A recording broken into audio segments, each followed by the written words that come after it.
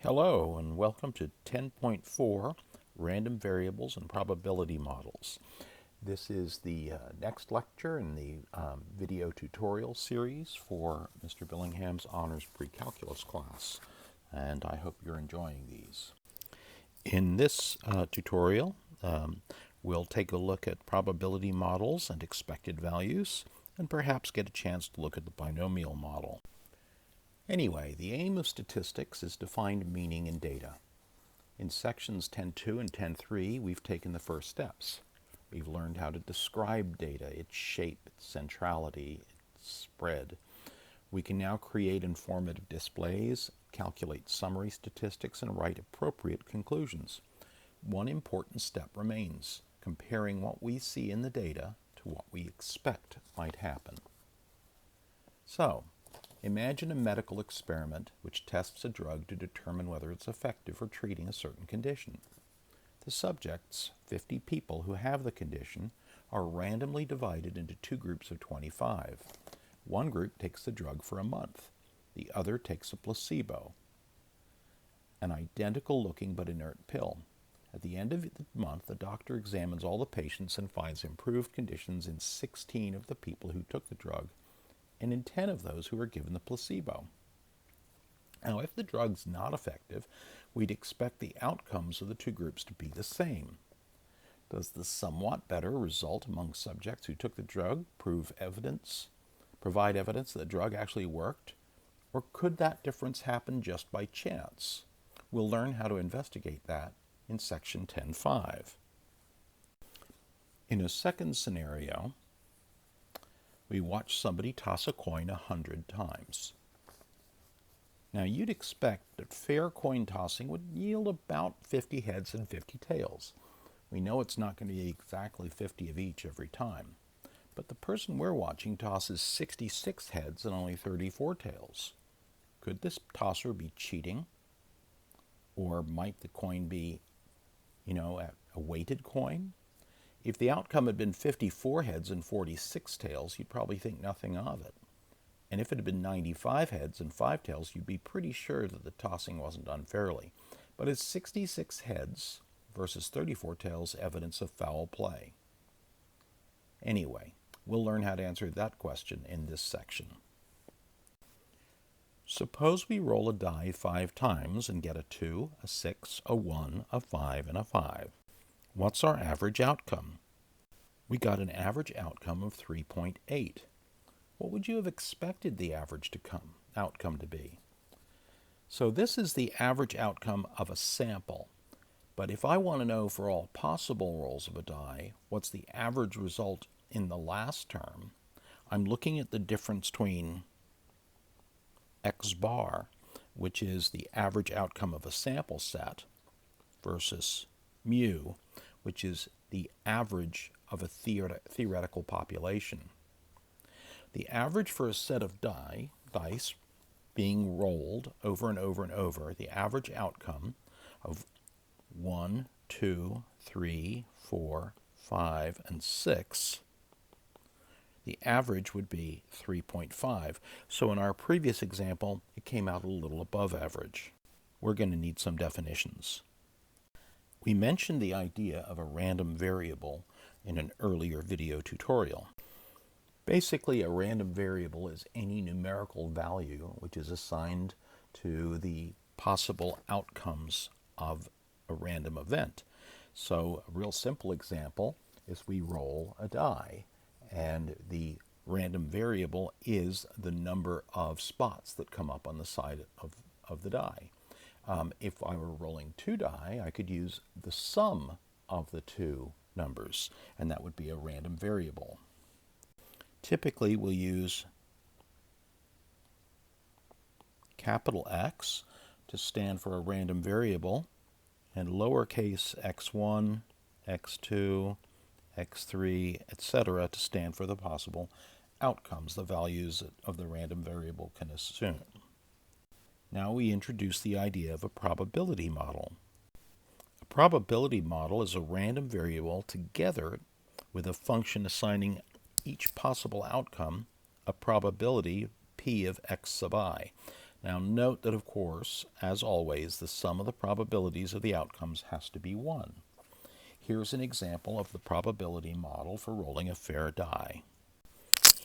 Notice the random variable x is the number of spots on each side of the die. It has x1 is 1, x2 is 2, and so on. And since it's a fair die, the probability of each of these outcomes is 1/6. No surprise here. The expected value of a random variable is obtained by multiplying the probability of each outcome of the random variable times the value of the random variable. So in the example of rolling a fair die, I would calculate it as follows. So if the die is fair, the expected value of the random variable, which is the number of pips on the side, is just the average value of the 6 numbers. So if x is a random variable with probability function p of x, the mean of the probability model, mu, is also called the expected value of x, denoted e of x, and it's just the sum of the value of x times each's corresponding probability. Let's take a look at another example. This time we'll look at a loaded die. Here's the probability model for one such loaded die. You'll notice this die has been weighted or something so that it is more likely, twice as likely to be a 5 as to be any number 1 through 4, and even twice that to be a 6. So let's calculate the expected value. So you can see that with this weighted or loaded die, instead of the expected outcome being, or the expected value being 3.5, it's 4.4.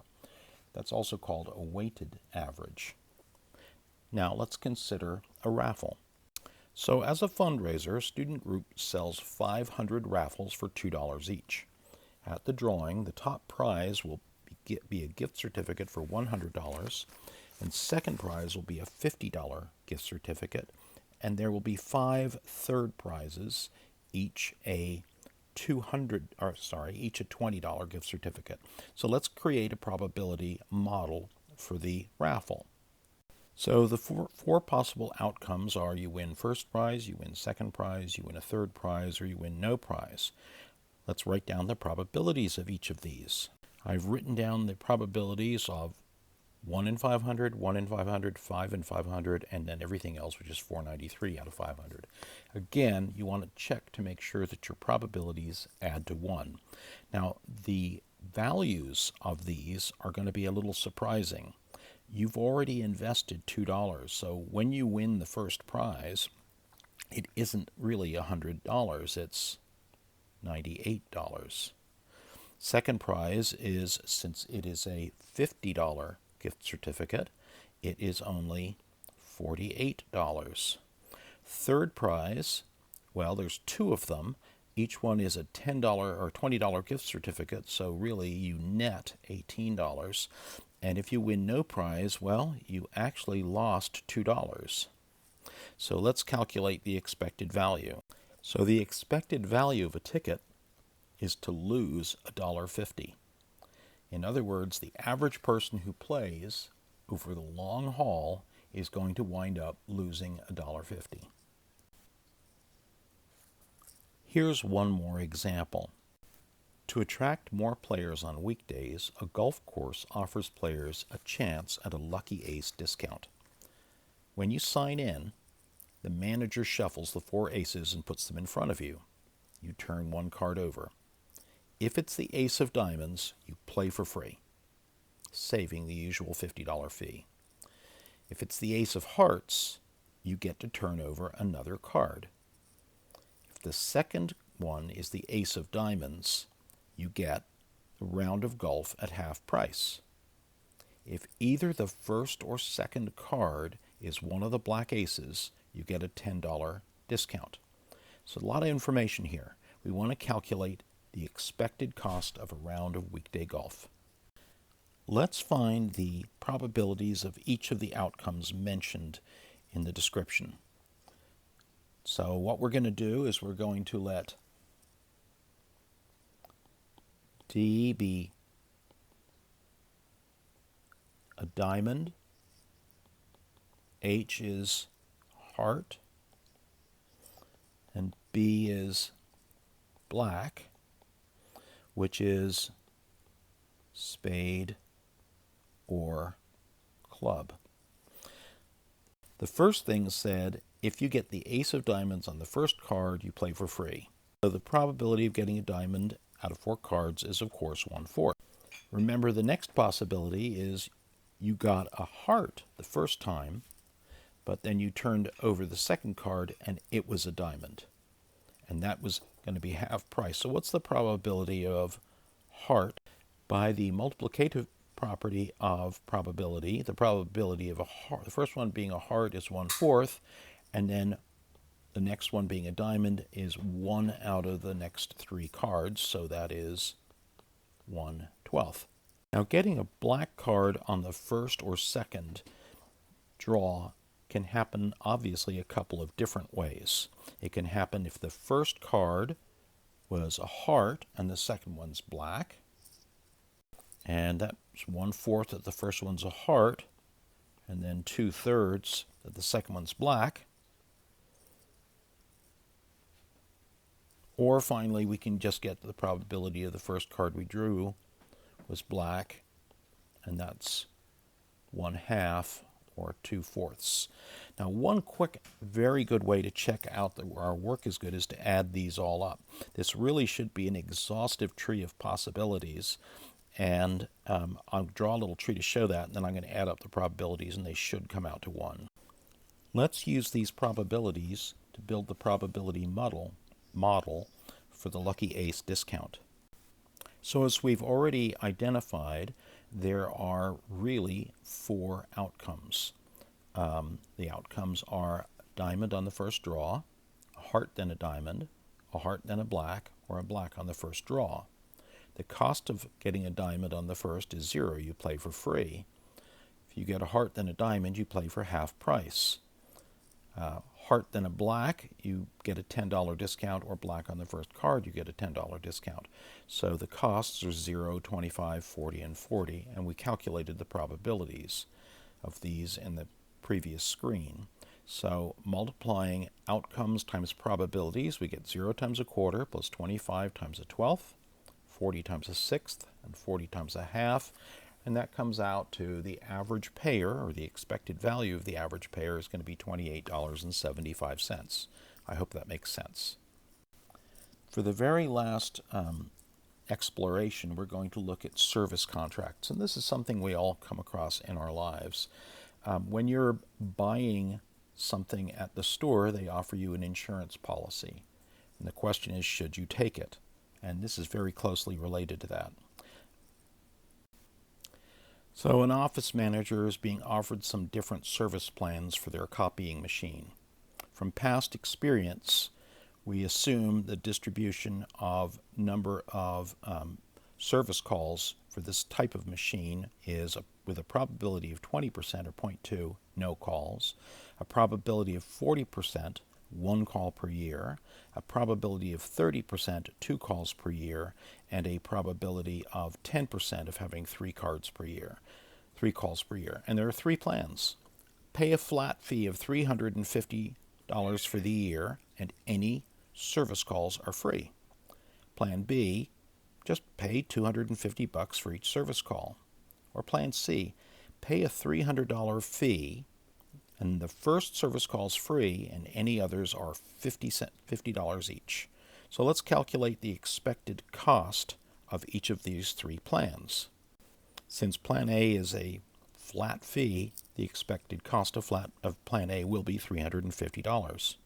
With Plan B, $250 a call, we'd have a 20% chance of paying nothing, a 40% chance of 1 call at $250, a 30% chance of 2 calls paying $500, and a 10% chance of 3 calls, which would be $750. This would come out to an expected annual cost of $325. Now let's take a look at plans. In this plan, you pay a flat fee of $300, and then your first service call is free. So your expected cost would be $300. If there were no service calls, 20% of the time you'd pay nothing extra. If there were only one service call, 40% of the time you'd pay nothing. But if there were two service calls, which happens 30% of the time, you'd only pay for the second. And if there were 3% service calls, which happens 10% of the time, you'd have to pay for the last two, 50 each, $100. What's this add up to? So by my calculations, plans B and C both have an expected cost of $325 per year, whereas plan A, the expected cost is $350. Of course, there is the second peace of mind. If it was a really bad year, then plans B and C could wind up being more expensive, but plan A is always going to cap your cost at $350. But you can see how the calculation goes. Normally, when I buy a product in a store and they offer me a no questions asked replacement policy, I say no, because on average I wind up paying more by doing that. However, once buying a device for a clumsy child who was also prone to losing things, I took the Sure store policy and it wound up being a really good idea. I also always buy replacement cost for my tires when I buy them, and that's always been a good idea for me. But most of the time when somebody tries to sell you a little insurance policy, if you can afford not to buy it and you're a careful person, it's better not to do it. Anyway, hope you're all doing well. I miss you guys. I wish we could see each other in the classroom. I'm staying well and trying to stay healthy. I hope you're doing the same. And I will post an assignment pretty soon. I think probably by the time you hear this, I will have already posted it. Until we talk again, bye-bye.